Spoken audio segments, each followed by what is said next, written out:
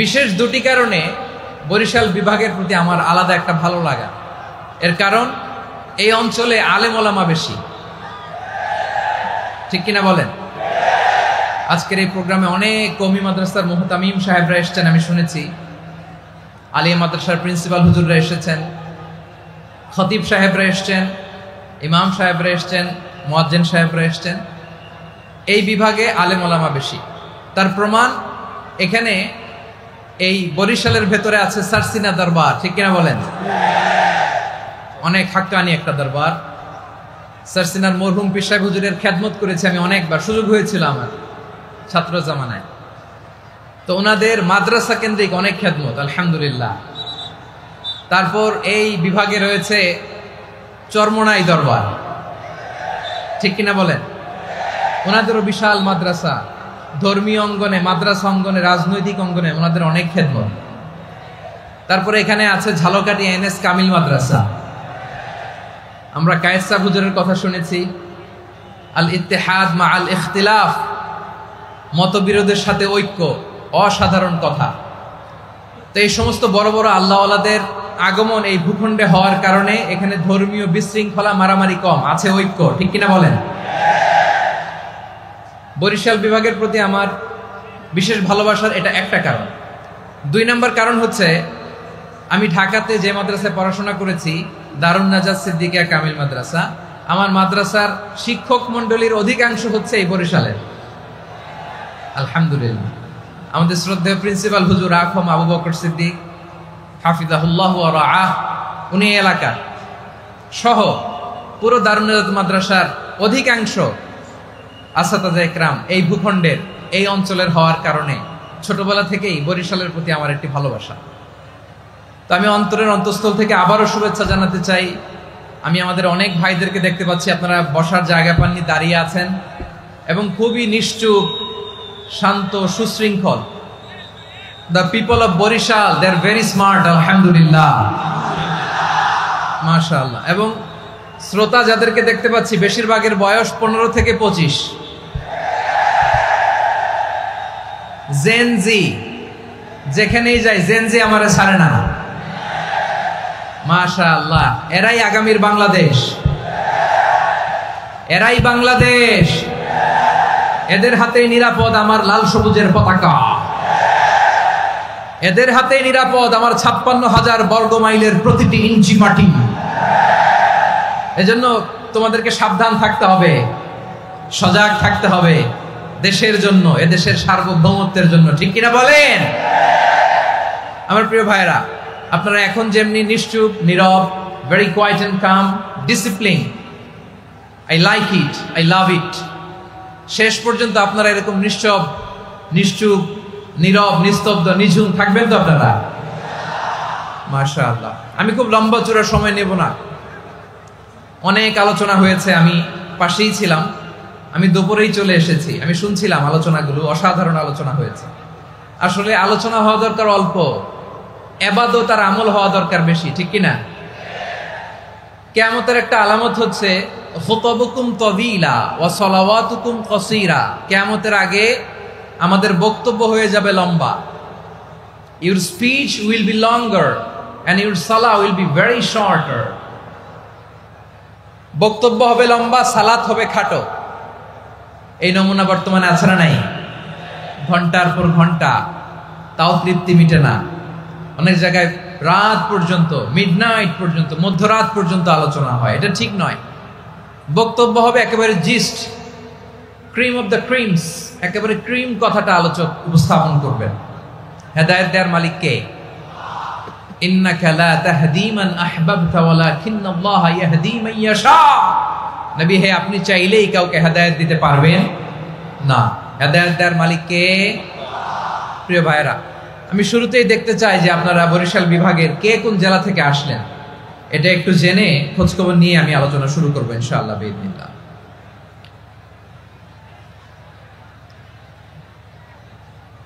প্রিয় ভাইরা, আমি দেখতে চাচ্ছি আপনাদের এই বরিশাল বিভাগের ভোলা জেলা আছে না একটা, দ্বীপ জেলা, ওখান থেকে কেউ আসতে পারছেন নাকি? হ্যাঁ, আল্লাহু আকবার, আসছে তো, ওই যে হাত দেখা যাচ্ছে। সর্বনাশ।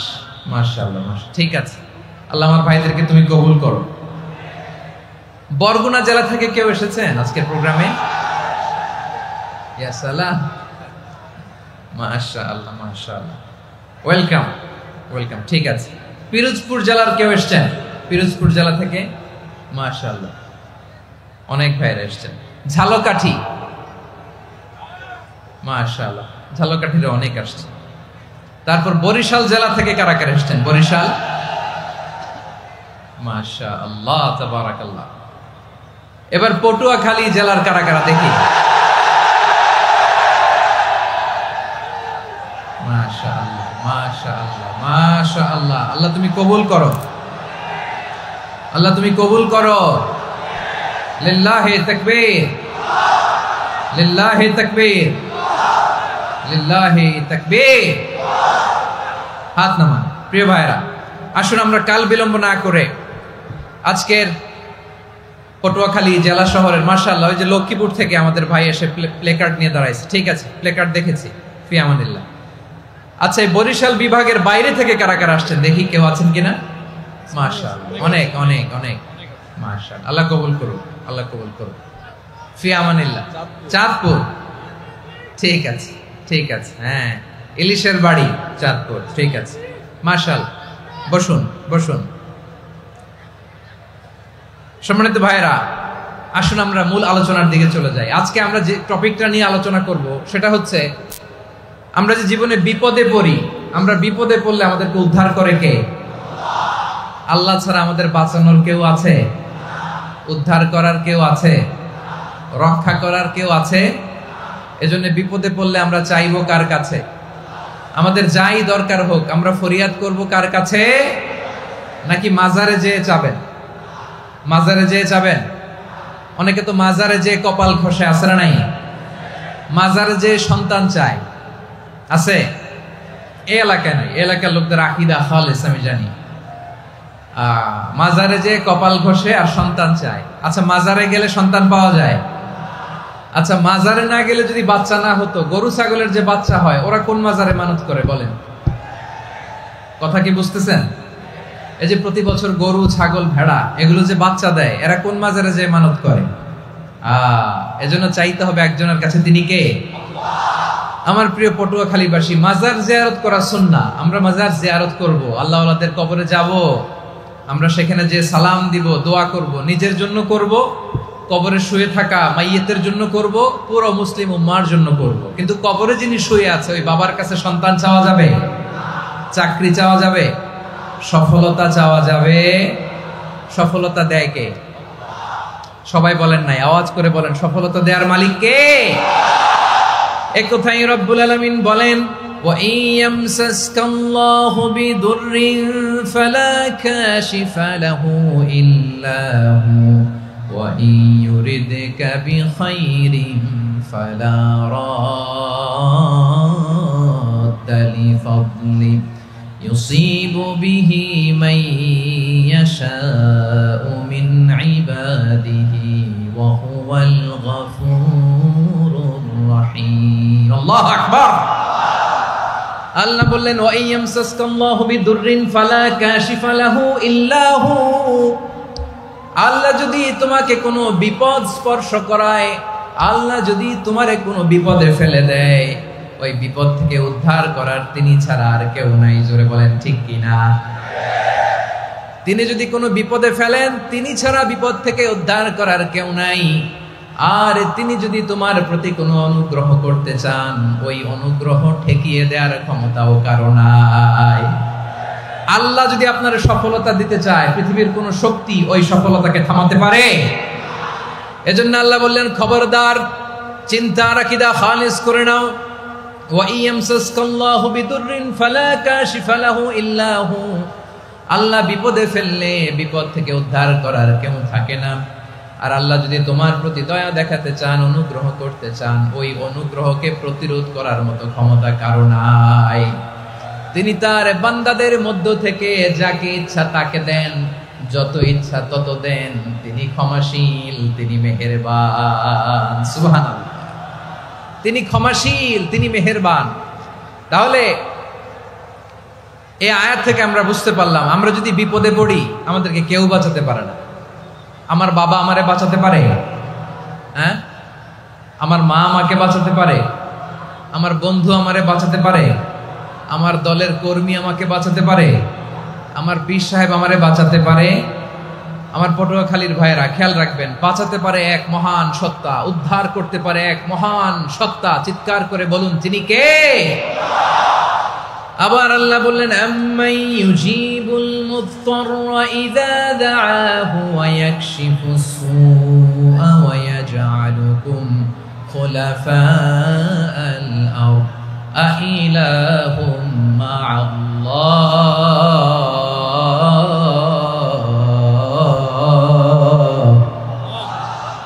ক্বালিলাম মা তাযাক্কারুন। রব্বুল আলামিন বলেন, বিপদে পড়ে কাতর কণ্ঠে চিন্তাগ্রস্ত হয়ে যখন কেউ ফরিয়াদি হয়ে আল্লাহর ডাকে হাত তোলে, তখন এই ব্যক্তির ডাকে সাড়া দেয় কে? সবাই বলুন। কাতর কণ্ঠে বিপন্ন অবস্থায় আপনি যখন কেঁদে কেঁদে হাত তুলে আপনার দুঃখের কথা জানান, আপনি যখন ডাকেন তারে, তখন আপনার ডাকে সাড়া দেয় কে? আল্লাহ বলে, আমি সাড়া দেই। তোমাদের বিপদকে মুক্ত করে দেয় কে? ওই আল্লাহর সাথে কোনো উপাস্য আছে নাকি? কিন্তু খুব অল্প সংখ্যক লোকই তোমরা উপদেশ গ্রহণ করো। কথাটা কার? তাহলে বিপন্ন মানবতা যখন কাঁদে, মানুষ যখন বিপদে পড়ে নিরুপায় হয়ে ফরিয়াদ করে, তার ডাক শোনার কেউ নাই একজন ছাড়া। চিল্লায় বলেন তো, তিনি কে? এজন্য আমরা ফরিয়াদের হাত কার দিকে তুলব? প্রিয় পটুয়াখালী বলেন, ফরিয়াদের দুটো হাত আমরা কার দিকে তুলবো? এবং খেয়াল রাখতে হবে, মাথার সাথে সেট করে নিতে হবে, আল্লাহ ছাড়া আমাকে উদ্ধার করার কেউ নাই। এই পৃথিবীতে কেউ আপন না। প্রিয় ভাই, বিপদে পড়লে বোঝা যায় কেউ আপন না। আপন শুধু একজন মহান সত্তা, তিনি কে? এটা কি আপনারা খেয়াল রাখতে পারবেন? হ্যাঁ, বিপদে আপদে কেউ আমাদের বাঁচাতে পারে না, তরাতে পারে না, মুক্তি দিতে পারে না, উদ্ধার করতে পারে না, একমাত্র আমার প্রভু ছাড়া, আল্লাহ ছাড়া। চিল্লায় বলেন ঠিক কিনা? এবং প্রিয় পটুয়াখালীর ভাইয়েরা, মাথার সাথে এটা সেট করে নিতে হবে যে আমাদের পুরো জীবনটাই পরীক্ষা। পুরো জীবনটাই কি? The life is a test. পুরো জীবনটাই পরীক্ষা। এই জীবনে বিপদ আসবে, আপদ আসবে, পরীক্ষা আসবে, সবার জীবনে এটা থাকে। এক একজনের পরীক্ষা এক এক রকম। আমার পরীক্ষা একরকম, মাসুদ ভাইয়ের পরীক্ষা একরকম, চৌধুরী সাহেবের পরীক্ষা একরকম, আপনার পরীক্ষা একরকম, ওনার পরীক্ষা আবার আরেক রকম। পুরো পৃথিবীটাই পরীক্ষা ক্ষেত্র, সবাই পরীক্ষা দিচ্ছি, কিন্তু কারো পরীক্ষার প্রশ্নের সাথে কারোটার মিল নাই। সুবহানাল্লাহ পড়বেন না? পুরোটাই পরীক্ষা ক্ষেত্র, সবাই পরীক্ষার্থী, কিন্তু প্রশ্নপত্র একটার সাথে আরেকটা মিলে না। One doesn't match the other. একজনেরটার সাথে আরেকজনেরটা মিলে না। কাউকে আল্লাহ তাআলা ধনী বানিয়ে পরীক্ষা করেন। কি বানিয়ে? কথা কি বুঝতেছেন নাকি কষ্ট হচ্ছে? কষ্ট হচ্ছে আপনাদের? কাউকে আল্লাহ ধনী বানিয়ে পরীক্ষা করেন, আবার কাউকে আল্লাহ তাআলা গরিব বানিয়ে পরীক্ষা করেন, কাউকে আল্লাহ অসুস্থ বানিয়ে পরীক্ষা করেন। কেউ দেখবেন যে দুরারোগ্য ব্যাধিতে আক্রান্ত, ডাক্তার বলেছে আর সময় নাই, দুরারোগ্য ব্যাধি, ক্যান্সার, যার নেই কোনো অ্যান্সার, তার জন্য পরীক্ষা হচ্ছে এই রোগ। আরেক লোক দেখবেন তার আবার রোগ বালাই নাই, মাশাআল্লাহ, তাকে আল্লাহ তাআলা আর্থিক দৈন্যতা, দারিদ্রতা দিয়ে পরীক্ষা করছেন। এরকম আছে না নাই?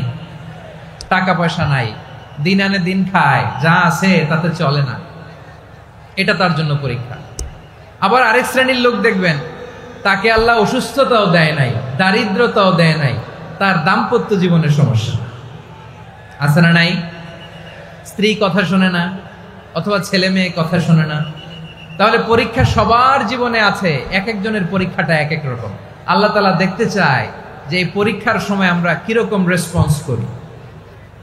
How to deal with the test, কিভাবে এই বিপদ আপদ পরীক্ষাগুলোকে আমরা হ্যান্ডেল করব, ডিল করব, এটা হচ্ছে আজকের আলোচনার বিষয়। বুঝতে পেরেছেন সবাই আমার প্রিয় ভাইয়েরা? তাহলে পরীক্ষাময় আমাদের জীবন, আপদ পরীক্ষা, এটা মানুষের পিছু ছাড়ে না। সবার জীবনে পরীক্ষা আছে। নবীদের জীবনেও পরীক্ষা ছিল। সাহাবারা জিজ্ঞেস করেছেন, ইয়া রাসূলুল্লাহ, আইয়ুন নাসি আশাদ্দু বালাআন ফিদ দুনিয়া, এই দুনিয়ার বুকে কাদের পরীক্ষা সবচেয়ে বেশি? বিশ্বনবী বলেছেন আল আম্বিয়া, এই পৃথিবীতে সবচেয়ে বেশি পরীক্ষা আল্লাহ তাআলা নিয়ে থাকেন নবীদের। কাদের? নবীদের। সুম্মাল আমসাল ফাল আমসাল, এরপরে নবীদের পরের স্তরে যারা তাদের পরীক্ষা, এরপরে তাদের পরের স্তরে যারা তাদের পরীক্ষা, সিদ্দিকিনদের, শুহাদাদের, সালিহিনদের, আল্লাহওয়ালাদের। যার ঈমান যত মজবুত তার জীবনে পরীক্ষাও তত বেশি। চিল্লায় বলেন ঠিক কিনা? তাহলে মুমিনরা, বিশ্বাসীরা, আমরা কি পরীক্ষা বিপদ আপদে ভয় পাই? হ্যাঁ, বিপদ দেখলে ভয় লাগে আপনাদের? ভয় লাগে?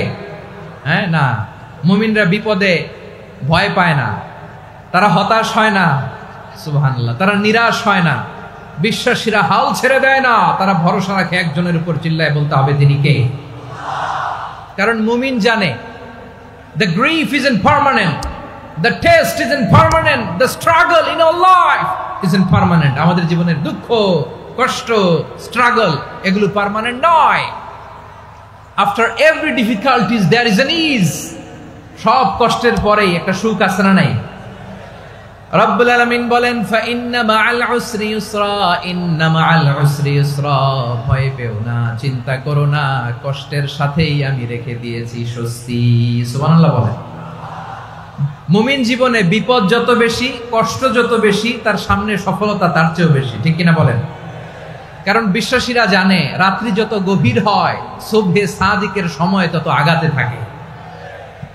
গর্ভবতী নারীর পেটের ব্যথা যত বাড়তে থাকে, ঘরে নতুন মেহমান আগমনের সময় ঘনাতে থাকে। মুমিনদের উপর বিপদ, অত্যাচার, আপদ, পরীক্ষা যত বাড়তে থাকে, কালেমার পতাকা উড্ডয়নের সময় কাছে আসতে থাকে। বিশ্বাসীদের এগুলো হিসাব মেলানো অনেক আগে, এগুলো অনেক আগে হিসাব মেলানো। দুঃখের আধার শেষে সুখের আলো মিটি মিটি হাসে। চিল্লায় বলেন ঠিক কিনা? দুঃখ যত বেশি, পরীক্ষা যত বেশি, কষ্ট যত বেশি, সুখের সময় তত কাছাকাছি। চিল্লায় বলতে হবে ঠিক কিনা? এজন্য মুমিন জীবনে পরীক্ষা বেশি, মুমিনদের হতাশা নাই, মুমিনরা নিরাশ হয় না, হতাশ হয় কাফিররা। মুমিনরা কখনো হাল ছেড়ে দেয় না, মুমিনরা ভরসা রাখে একজনের উপর, তিনি কে? তাহলে আমার প্রিয় পটুয়াখালীবাসী, বিপদ থাকবে, পরীক্ষা থাকবে, এই বিপদ থেকে আমাদেরকে উদ্ধার করবেন একজন, তিনি কে? আমরা শুধু আল্লাহর উপরই ভরসা রাখবো। রাজি আছেন তো? চাইবো একজন সত্তার কাছে। আওয়াজ করে বলুন তিনি কে? একজন সত্তার কাছে চাইবে। বিশ্বনবী ওনার চাচাতো ভাই আব্দুল্লাহ ইবনে আব্বাস রাদিয়াল্লাহু তাআলা আনহুকে বললেন, ইয়া আব্দুল্লাহ ইবনে আব্বাস, হে আব্দুল্লাহ ইবনে আব্বাস, ইদা সাআলতা ফাসআলিল্লাহ, যখন চাইবে আল্লাহর কাছে যাও। ও আব্দুল্লাহ, যখন চাইবা আল্লাহর কাছে চাও। ওয়া ইদা ইসতাআনতা ফাসতাইন বিল্লাহ, যখন সাহায্য চাইবা আল্লাহর কাছে ফরিয়াদ করো।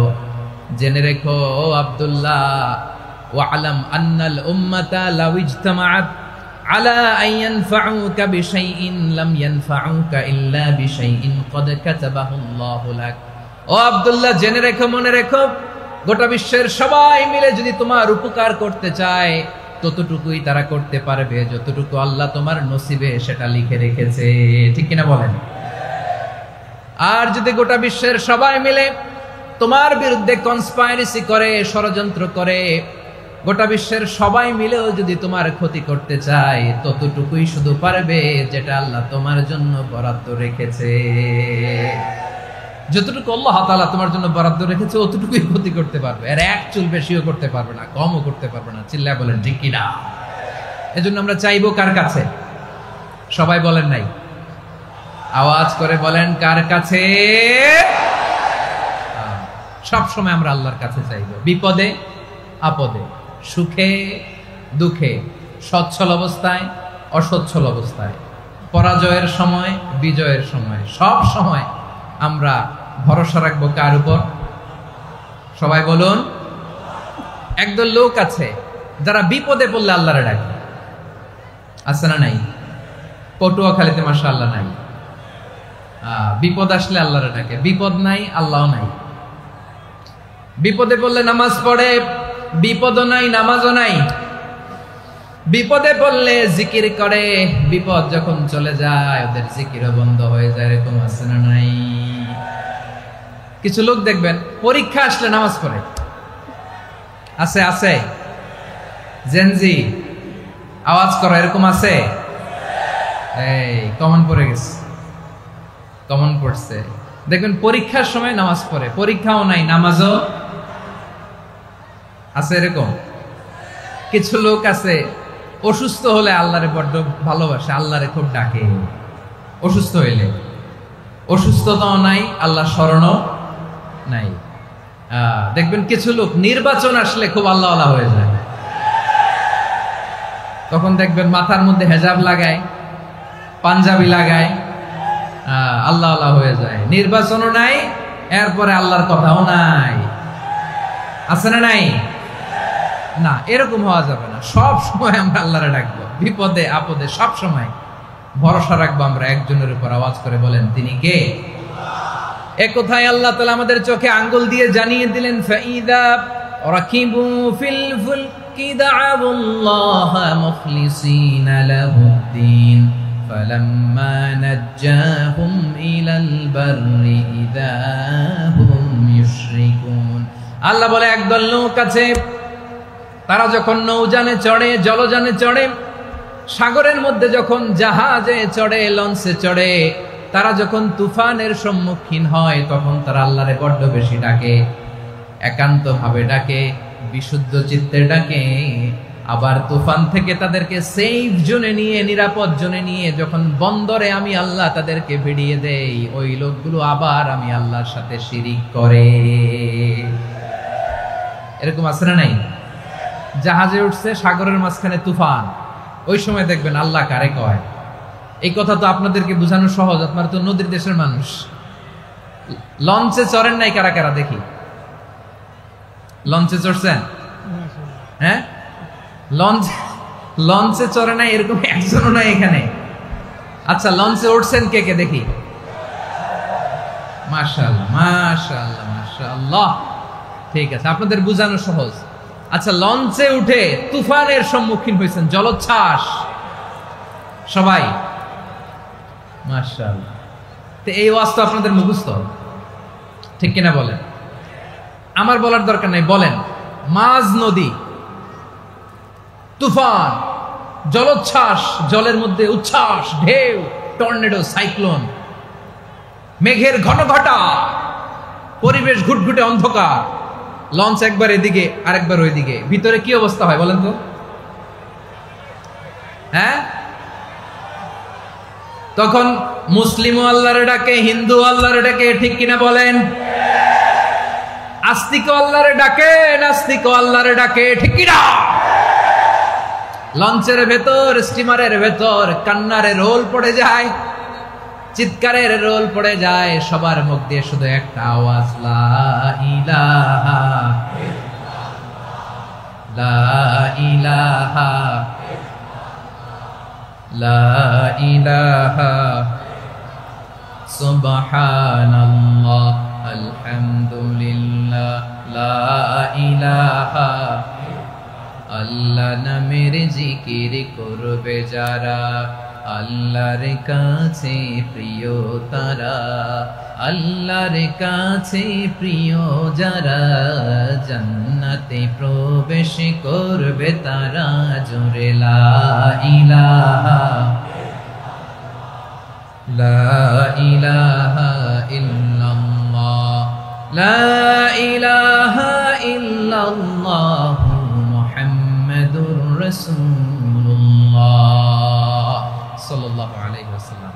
আমার প্রিয় পটুয়াখালীবাসী, তাহলে লঞ্চের ভেতরে যখন আমরা তুফানের মধ্যে পড়ি, তখন সবাই মিলে আমরা একটা নামের জিকির করি। নামটা কার?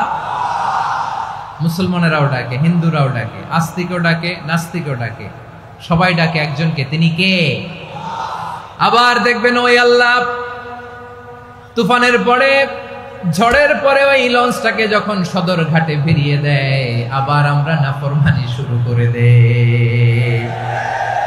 সে কোথায় আল্লাহ বললেন, ফাইদা রাকিবু ফিল ফুলকি দা'আবুল্লাহ মুখলিসিনা লাহুদ্দিন ফালাম্মা নাজ্জাহুম ইলাল বাররি ইযা হুম ইউশরিকুন। সাগরে যখন তুফানে পড়ে আমি আল্লাহর ডাকে, আবার আমি আল্লাহ যখন বাঁচিয়ে দেই, আবার আমি আল্লাহর সাথে শিরিক শুরু করে। আমরা কি এরকম হতে চাই নাকি? এরকম করবেন? হ্যাঁ না, আমরা তুফানে পড়লেও আল্লাহরে ডাকি, আবার বাঁচায় দেওয়ার পরেও ডাকি কারে? আল্লাহকেই ডাকি। বিমানের মধ্যে মাঝে মাঝে দেখবেন যে এয়ার টার্বুলেন্স হয়, জানেন? এয়ার টার্বুলেন্স জানেন তো? মাঝে মাঝে বিমানটা বাউন্সিং করে, বাম্পি, ভেরি বাম্পি ওয়েদার। শোনেন নাই? 40,000 ফিট উপরে যখন থাকে তখন পাইলট মাঝে মাঝে বলে, dear passengers, ladies and gentleman, right now we are flying 40,000 feet above the ground and we are passing very air turbulence, very heavy air turbulence right now. Please fasten your seat belt. দেখবেন মাঝে মাঝে বলে যে ভদ্র মহিলা, ভদ্র মহোদয়গণ, আমরা 40,000 ফিট উপর দিয়ে যাচ্ছি আর এয়ার টার্বুলেন্স ফেস করছি, মেহেরবানি করে আল্লাহর রাস্তে সিট বেল্ট বাঁধুন। তখন বিমানটা এরকম বাউন্সিং করে, শেকিং করে। আপনারা মুখোমুখি হয়েছেন? ইদানিং এই এয়ার টার্বুলেন্স বেড়ে গিয়েছে। গত বছর আমার ইন্টারন্যাশনাল অনেকগুলো ফ্লাইট ছিল, তো আমি দেখলাম যে আগের ফ্লাইটগুলোর তুলনায় এখন এয়ার টার্বুলেন্স খুব বেশি। আমি একটু রিসার্চ করে দেখলাম ক্লাইমেট চেঞ্জের কারণে, জলবায়ু পরিবর্তনের কারণে আকাশের বাতাসের মুভমেন্টে পরিবর্তন হয়েছে, ফলে এখন বিমান শেকিং করে বেশি, বাউন্সিং, বাম্পি ওয়েদার। তো বলেন তো 40,000 ফিট উপরে যখন আপনি, কয় হাজার ফিট? সবাই বলুন কয় হাজার ফিট? 40,000 ফিট উপরে যখন আপনি, তখন যখন বিমানটা এরকম বাউন্সিং করে, সবাই যখন ভমিটিং করে বিমান নষ্ট করে দেয়, বমি করে, তখন বাঁচানোর কে আছে আল্লাহ ছাড়া? কেউ আছে? ওই মুহূর্তেও সবাই মিলে একজনের ডাকে আওয়াজ করে বলেন তিনি কে? মাঝে মাঝে কিছু সোশ্যাল মিডিয়ায় কিছু ভিডিও পাওয়া যায় যে হেভি যখন এয়ার টার্বুলেন্স হয় 10 সেকেন্ড 15 সেকেন্ডের কিছু ভিডিও পাওয়া যায়, বিমানটা এরকম বাউন্সিং করছে, বাম্পি ওয়েদার, কাঁপছে, মানুষগুলো বমি করছে, অক্সিজেন মাস্কগুলো সব ঝুলে পড়েছে, বিমানটা শুধু কাঁপছে। তখন দেখবেন বিমানের ভেতরেও এরকম লঞ্চের মতো চিৎকার আছে না নাই? বিমানের ভেতরেও তখন চিৎকার। গত বছর হিথ্রো এয়ারপোর্ট থেকে সিঙ্গাপুর এয়ারলাইন্সের একটা ফ্লাইট, হিথ্রো টু চাঙ্গি, একটা ফ্লাইটে এমন বেশি এয়ার টার্বুলেন্সের শিকার হয়েছিল ওই এয়ারক্রাফটটা, 33 জন যাত্রী সেখানে আহত হয়েছে, একজন যাত্রী নিহত হয়েছে। কেবিন ক্রুজ, এয়ার হোস্টেস যারা আছে, একজনের নাক ফেটে, চোখ ফেটে, কপাল ফেটে, ব্লিডিং হয়ে শয়লা। প্রিয় ভাইয়েরা, ওই 40,000 ফিট উপরে বিমানটা যখন কাঁপবে, তখন আমাদেরকে আল্লাহ ছাড়া আর কেউ বাঁচানোর আছে? এত আসতে বললে হবে? ওই কঠিন মুহূর্তে আমার বাবা আমারে বাঁচাতে পারে, আমার বন্ধু আমারে বাঁচাতে পারে।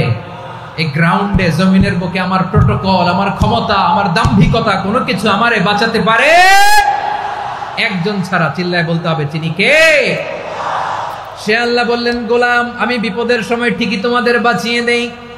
ওই বিমানের ভেতরে 40,000 ফিট উপরে যখন তোমরা এয়ার টার্বুলেন্সের শিকার হও, তখন নাস্তিকও আল্লাহরে ডাকে, হিন্দু আল্লাহরে ডাকে। জোরে বলেন ঠিক কিনা?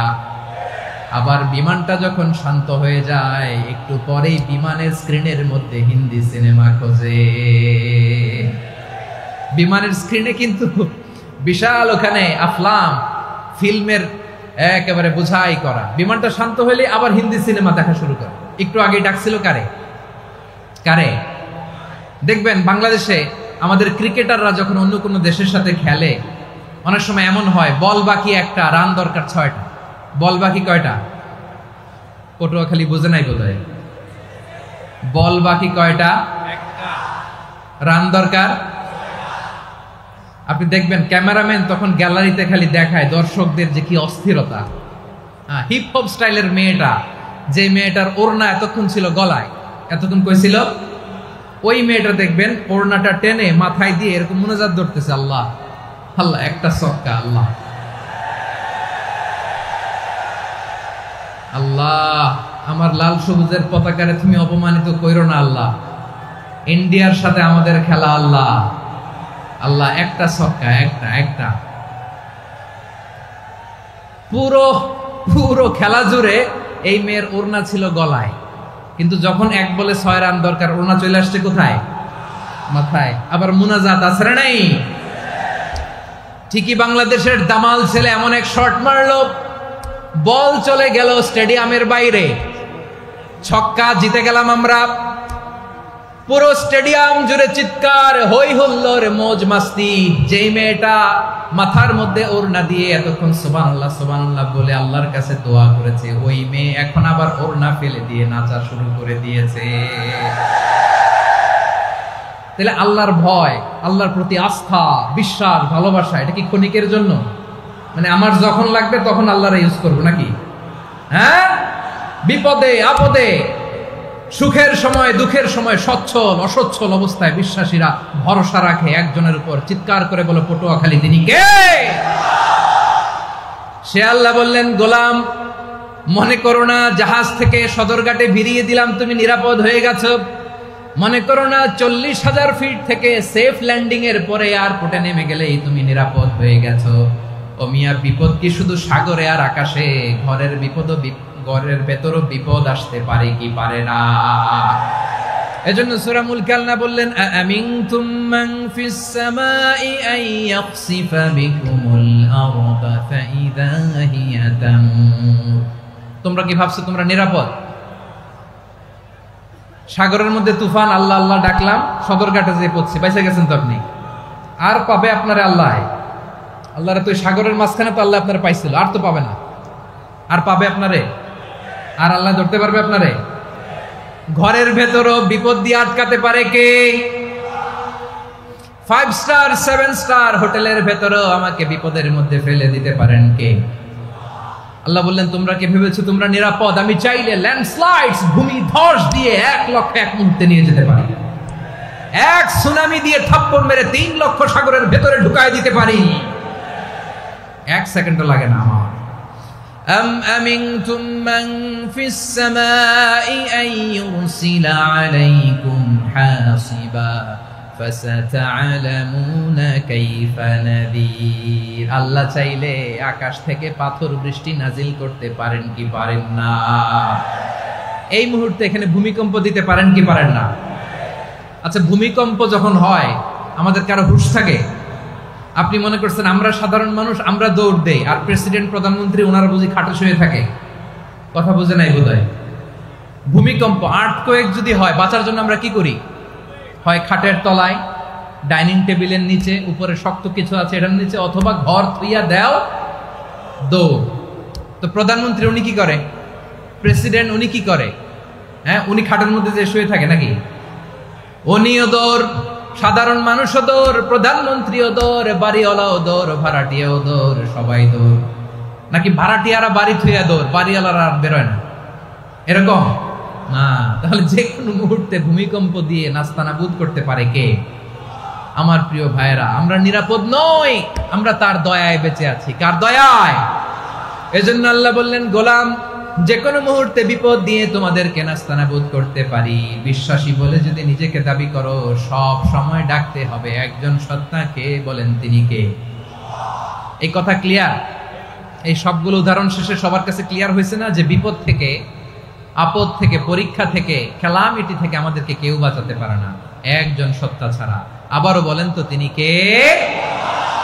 ক্লিয়ার? হ্যাঁ, সবাই বুঝতে পারছেন? আচ্ছা, এবার আমরা দেখি বিষ্ণু ঈসা ইসলামের জীবনে বিপদ আপদ ছিল কিনা। উনি বিপদ আসলে কিভাবে ডিল করতেন, বিপদ আসলে কোন দোয়া পড়তে হয়, কিভাবে ফরিয়াদের হাত উত্তোলন করতে হয়, কিভাবে রবের দরবারে নতজানু হয়ে ফরিয়াদ করতে হয়, এটা জানার দরকার আছে না নাই? আসুন আমরা বিষ্ণুনবীর জীবনী থেকে দেখি বিপদ আসলে উনি কি করতেন। বিপদ আসলেই প্রথমে বিষ্ণু ঈসা ইসলাম একটা দোয়া পড়তেন। কি পড়তেন? তিনি পড়তেন, ইন্না লিল্লাহি ওয়া ইন্না ইলাইহি রাজিউন। নিশ্চয় আমরা আল্লাহর জন্য, নিশ্চয় আমরা কার দিকে ফিরবো ভাই? আবার কার দিকে ফিরবো? আওয়াজ করে বলুন তো, আমরা এসেছি কার কাছ থেকে, আবারও ফিরে যাব কার কাছে? এজন্য বিষ্ণুই পড়ছেন, ইন্না লিল্লাহি ওয়া ইন্না ইলাইহি রাজিউন। নিশ্চয় আল্লাহর জন্য, ওই আল্লাহর দিকেই আমরা ফিরে যাব। তারপরে বিশ্বনবী পড়তেন, আল্লাহুম্মা আজুরনি ফি মুসিবাতি ওয়াখলুফ লি খায়রাম মিনহা। একসাথে, প্রথমে পড়তেন ইন্না লিল্লাহি ওয়া ইন্না ইলাইহি রাজিউন, তারপর পড়তেন আল্লাহুম্মা আজুরনি ফি মুসিবাতি ওয়াখলুফ লি খায়রাম মিনহা, মানে আল্লাহ এই যে আমি বিপদে ধৈর্য ধারণ করলাম এটার সব তুমি আমারে দাও, আর যেটা হারালাম এর চেয়ে ভালো কিছু দিয়ে মেকআপ করে দিও, ভালো কিছু দিয়ে বদল করে দিও। সুবহানাল্লাহ পড়েন। তাহলে বিপদ আসলে আমরা কি পড়ব? কথা বলেন। এই যে আমি শুয়েছিলাম, নাশিদ গাচ্ছিল ওরা, এদেশে পরস্পরে দেখা হলে দেয় সালাম, এদেশে আমজনতার হৃদয় জুড়ে পাকালাম, এদেশে বিপদ এলে সর্বজনে সর্বক্ষণে দোয়া পড়ে ইন্না লিল্লাহি, কি পড়ে? সুবহানাল্লাহ সুবহানাল্লাহ সুবহানাল্লাহ সুবহানাল্লাহ। এদেশে আজান শুনে সূর্য ওঠে শহর গ্রামে, এদেশে আজান শুনে সূর্য ডুবে সন্ধ্যা নামে, এদেশে সকল কাজে সবাই বলে বিসমিল্লাহ, এদেশে ভালো কিছু দেখে শুনে হাসি মুখে সবাই বলে মাশাআল্লাহ। সুবহানাল্লাহ পড়েন। তাহলে বিপদ এলে আমরা কি পড়ি? কথা বুঝলে সবাই উত্তর দিতে হবে, বিপদ এলে কি পড়ি? তাহলে বিপদ এলেই আমরা এখন থেকে ইন্না লিল্লাহ পড়বো, নাকি হাই হুতাশ করবেন? একদল আছে হাই হুতাশ করে, হায় আল্লাহ রে মোর কি হইল রে, মুই কি হরমু রে, মুই কমবে জামু রে, আছে না নাই? এরকম বিলাপ করতে নিষেধ করেছেন বিশ্বনবী। কি করব, কই যাব, কি হবে, হায় হায়, এরকম হাহুতাশ আছে না নাই? বিশ্বাসীরা হাহুতাশ করে না, তারা ইন্না লিল্লাহ পড়ে। কি পড়ে মনে থাকবে? আমরা পড়বো ইন্না লিল্লাহি ওয়া ইন্না ইলাইহি রাজিউন। নিশ্চয়ই আমরা আল্লাহর জন্য, আমরা আল্লাহর দিকেই ফিরে যাব। এরপর পড়বো আল্লাহুম্মা আজুরনি ফি মুসিবাতি ওয়াখলুফ লি খায়রাম মিনহা, আল্লাহ আমি যে বিপদে ধৈর্য ধারণ করলাম এটার সওয়াব দিও, আর যা হারালাম তার চেয়ে ভালো কিছু দিয়ে বদল করে দিও। সুবহানাল্লাহ পড়েন। বিশ্বনবীর হাদিস শুনলেন উম্মে সালামা রাদিয়াল্লাহু তাআলা আনহা, ওনার স্বামী হলো আবু সালামা। মজার ঘটনা খেয়াল করে শুনেন আমার প্রিয় কলিজার টুকরা ভাইয়েরা, কানগুলো খরগোশের কানের মতো খাড়া করে আমার দিকে তাকান। সাইয়্যিদাতুনা উম্মে সালামা রাদিয়াল্লাহু তাআলা আনহা, ওনার স্বামীর নাম আবু সালামা। শ্রেষ্ঠ দম্পতি, শ্রেষ্ঠ ফ্যামিলি। প্রথমে হিজরত করেছিলেন হাবাসায়, পরে হিজরত করেছেন মদিনায়। উহুদ যুদ্ধের পরে ওনার স্বামী আবু সালামা ইন্তেকাল করলো, শহীদ হলো। সুবহানাল্লাহ পড়েন। যখন আবু সালামা ইন্তেকাল করলো, উম্মে সালামা রাদিয়াল্লাহু তাআলা আনহা কেঁদে কেঁদে হয়রান। আর নবীর শিখানো বাণী অনুযায়ী তিনি বারবার পড়ছিলেন ইন্না লিল্লাহ। কি পড়ছিলেন? মুই কই যামু, কি হরমু, এগুলো বলে নেই। কি বলছে? ইন্না লিল্লাহ। যেহেতু বিশ্বনবী বলেছেন কেউ যদি বিপদের প্রথম ধাক্কায় পড়ে ইন্না লিল্লাহি ওয়া ইন্না ইলাইহি রাজিউন, আল্লাহুম্মা আজুরনি ফি মুসিবাতি ওয়াখলুফ লি খায়রাম মিনহা, তাহলে এই বিপদে যে সে যা হারালো তার চেয়ে শ্রেষ্ঠ কিছু দিয়ে আল্লাহ তার বদল দিয়ে দিবে। এই হাদিস শুনে উম্মে সালামা রাদিয়াল্লাহু তাআলা আনহা, ওনার প্রাণ প্রিয় স্বামী আবু সালামার ইন্তেকালের পরে চোখের পানি ছাড়ে আর পড়ে ইন্না লিল্লাহি ওয়া ইন্না ইলাইহি রাজিউন, আল্লাহুম্মা আজুরনি ফি মুসিবাতি ওয়াখলুফ লি খায়রাম মিনহা। বারবার এই দোয়া পড়ে চোখের পানি ছাড়ে, এই দোয়া পড়ে চোখের পানি ছাড়ে, আর মনে মনে বলে আবু সালামার মতো ভালো মানুষ মদিনাতে নাই, আবু সালামার চেয়েও ভালো মানুষ মদিনাতে নাই, তার চেয়ে ভালো মানুষ কি করে আল্লাহ তাআলা আমারে দিবে, তার চেয়ে ভালো মানুষ তো আমি মদিনাতে দেখি না। চোখের পানি দিয়ে বুক ভাসায় আর নবীর হাদিসের উপর আমল করে পড়ে ইন্না লিল্লাহি ওয়া ইন্না ইলাইহি রাজিউন, ইন্না লিল্লাহি ওয়া ইন্না ইলাইহি রাজিউন।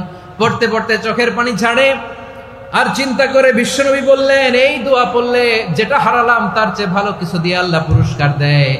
আবু সালামার চেয়ে ভালো মানুষ মদিনার মধ্যে আর কে হতে পারে? কি আজীব তামাশা, কি অবাক করা ঘটনা।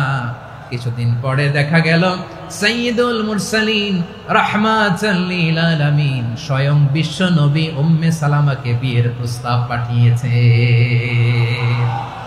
স্বয়ং বিশ্ব নবী উম্মে সালামা রাদিয়াল্লাহু তাআলা আনহাকে বিয়ের প্রস্তাব পাঠিয়েছেন। উনি রাজি হয়ে গেলেন, বিয়ে হয়ে গেল, উনি হয়ে গেলেন উম্মুল মুমিনিন, আমাদের মা, পুরো মুসলিম উম্মার মা। চিৎকার করে বলেন আল্লাহু আকবার। তাহলে আমার প্রাণ প্রিয় ভাইয়েরা, বিপদে পড়লে আমরা পড়বো ইন্না লিল্লাহি ওয়া ইন্না ইলাইহি রাজিউন। আল্লাহুম্মা আজুরনি ফি মুসিবাতি ওয়াখলুফ লি খায়রাম মিনহা। পড়বেন? পড়বেন না? যারা যারা বিপদ আসলে এই দোয়াটা পড়বেন এখন থেকে, আওয়াজ করে ইনশাআল্লাহ বলেন। যা হারাইছেন তার চেয়ে শ্রেষ্ঠ জিনিস দিয়ে বদলা দিবে কে? বিশ্বাস হয়? একটু সন্দেহ লাগে মনে হয়, একটু সন্দেহ আছে? যাদের বিশ্বাস হবে তাদের কি আল্লাহ উত্তম বদলা দিবে, ঠিক কিনা বলেন?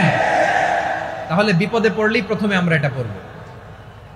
দোয়াগুলো যদি এখন মুখস্থ না হয়, এই যে রেকর্ডিং হচ্ছে, পেয়ে যাবেন, কালকেই পেয়ে যাবেন। শুনে শুনে মুখস্থ করবেন। আমার মায়েরা, আমার বোনেরা, আপনাদের জন্য 3টি মাঠের অ্যারেঞ্জমেন্ট করা হয়েছে, আমি জানি। আপনারাও এই দোয়াগুলো পড়বেন, আপনার স্বামীকে শেখাবেন, সন্তানকে শেখাবেন, আপনার পুরো পরিবারটাকে জান্নাতের টুকরো বানিয়ে দিবে কে? তাহলে বিপদ আসলে প্রথমে কি পড়তে হবে এটা জেনে গেলাম। এরপরে বিপদ আসলে নিজেকে কি করে আল্লাহর কাছে সঁপে দিতে হয় এটাও জানার দরকার আছে না নাই? বিপদে প্রথমে ইন্নালিল্লাহ পড়লাম, ধৈর্য ধারণ করলাম, বিপদ থেকে উদ্ধারের সর্বোচ্চ চেষ্টা করলাম। আমার কাজ যখন শেষ, তখন আমি আমার এই বিষয়টা আল্লাহর কাছে সঁপে দিব। কার কাছে সুপর্দ করব? কার কাছে? বিপদে বললে কেমন করে নিজেকে আল্লাহর কাছে সঁপে দিতে হয়, আসুন সাইয়েদনা ইব্রাহিম আলাইহিস সালামের জীবনী থেকে জানি। আল্লাহর খলিল ইব্রাহিম আলাইহিস সালাম আমাদের মতো সমাজ ব্যবস্থা পায় নাই। আমরা জন্মের পরে আমাদের কানের ভেতরে আজান দিয়েছে কে? একামত দিয়েছে কে? আমাদের বাপদাদারা আমাদের কানে আজান দিয়েছে কি? দেয় নাই। আমাদের জন্মের পরেই তো আজান, একামত, বাড়ির পাশে মসজিদ, প্রতিদিন আজান, জুমার খুতবা, প্রতি মাসে মাসে তাফসিরুল কোরআন মাহফিল, মসজিদ, মিনারা, অভাব নাই, ঠিক কিনা বলেন? আপনি যেই সুন্দর ইসলামিক এনভায়রনমেন্ট পেয়েছেন, আমাদের ইব্রাহিম খলিল উনিও কি এরকম পেয়েছিলেন? হ্যাঁ, উনি জন্মের পর পরে ওনার কানে আজান দিছে কেউ? আমার প্রিয় ভাইরা, আগা গোড়া একটা শিরকি পরিবেশ উনি জন্মগ্রহণ করেছেন। উনি ছাড়া ওই তল্লাটে একজনও আল্লাহর উপর বিশ্বাসী নাই। কল্পনা করতে পারেন? গোটা তল্লাটে, গোটা দেশে বিশ্বাসী মুমিন, আল্লাহর উপর বিশ্বাস স্থাপনকারী কয়জন? সবাই বলেন কয়জন? বাকি সব মুশরিক। বাকি সব মুশরিক নিজের সাথে নিজে শক্ত বোঝাপড়া করে, অ্যানালজি করে, সেলফ কনভারসেশন করে উনি মহা সত্যের সন্ধান পেয়েছে। উনি আকাশের তারা দেখে ভাবে মনে হয় এটাই আমার খোদা, পরে দেখে তারা নাই, মনে মনে বলে না তাইলে এটা না। আবার চাঁদ দেখে বলে চাঁদটা বড় মায়া লাগে, মনে হয় এটাই আমার রব, পরে দেখে চাঁদও নাই, কয় না এটা না। এরপরে দ্বিপ্রহরের জলজলে সূর্যটা খা খা করে গোটা পৃথিবীটারে রৌদ্র দিয়ে তাতিয়ে রাখে। তিনি ভাবলেন মনে হয় এটাই আমার রব, কারণ এটাই তো সবচেয়ে বড়। কিন্তু বিকেল বেলা ওই সূর্যটাও যখন চলে যায়, সাইয়েদনা ইব্রাহিম বলে না এটাও তো নাই, আমার খোদা যদি আমারে ছেড়ে চলে যায়, বিপদে পড়লে আমারে উদ্ধার করবে কে? এভাবে নিজের সাথে অ্যানালজি, সেলফ কনভারসেশন করতে করতে করতে তিনি মহা সত্যের সন্ধান পেয়েছেন। সুবহানাল্লাহ। সব শেষে তিনি নিশ্চয় আমি এমন সত্তার দিকে মনোনিবেশ করলাম, মুখাপেক্ষী হলাম, যিনি আকাশ বানিয়েছেন, জমিন বানিয়েছেন, আমি মুশরিক নই। সুবহানাল্লাহ। পারতেন? আপনি পারতেন? কেউ নাই, লক্ষ লক্ষ মুশরিক, আপনি একা। ওনার মতো এরকম বিচক্ষণতা দিয়ে আল্লাহরে খুঁজে পাইতে পারতেন আপনি? কি নবী ছিল, আল্লাহকে খুঁজে পেয়েছে। যখন আল্লাহর ইবাদত শুরু করলো, এই কথা ছড়ায় পড়লো চারদিকে। নমরুদ সাইয়েদনা ইব্রাহিমকে ডেকে পাঠালেন। নমরুদ বলে, ইব্রাহিম তুমি নাকি মূর্তির পূজা না করে কোন নতুন রবের ইবাদত করো, কে তোমার রব?